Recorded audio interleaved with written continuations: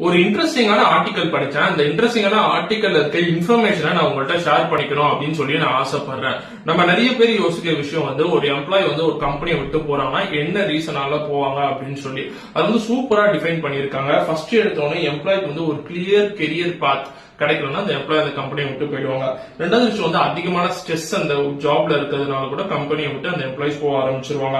அடுத்து lack of resource, அதாவது இந்த எம்ப்ளாய் எனக்கு இந்த சப்போர்ட் கொடுங்க, இப்படி எக்ஸ்ட்ரா மேன் பவர் கொடுங்க, இல்ல எக்ஸ்ட்ரா இந்த ரிசோர்ஸ் சப்போர்ட் கொடுங்க அப்படின்னு சொல்லி கேட்டு அவங்களுக்கு கிடைக்கலன்னா அந்த ஒரு வருத்தத்துல கூட கம்பெனியை விட்டு போயிடுவாங்க. அடுத்து பாத்தீங்கன்னா ஹெல்த் அண்ட் ஃபேமிலி மேட்டர் அப்படின்னு சொல்லுவாங்க. அதாவது ஃபேமிலியும் ஹெல்த்துக்கு ப்ரிஃபரன்ஸ் கொடுத்து கம்பெனியை விட்டு போயிடுவாங்க.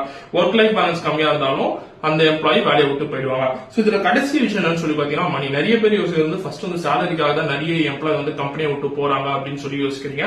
ஆனா மணி தான் இருக்கிறதுல கடைசியான ஃபேக்டர். 10ல 9 எம்ப்ளாயிஸ் வேற ரீசனுக்காக தான் ஒரு கம்பெனியை விட்டு போறாங்க. ஒரே ஒரு எம்ப்ளாயி மட்டும் தான் இந்த மணிக்காக சேலரிக்காக அந்த கம்பெனியை விட்டு போறாங்க அப்படின்னு சொல்ற இன்ஃபர்மேஷன் ஒரு ஆர்டிகல்ல படிச்சேன். தேங்க்ஸ் ஃபார் வாட்சிங் video and it's back from Mani. Bye by.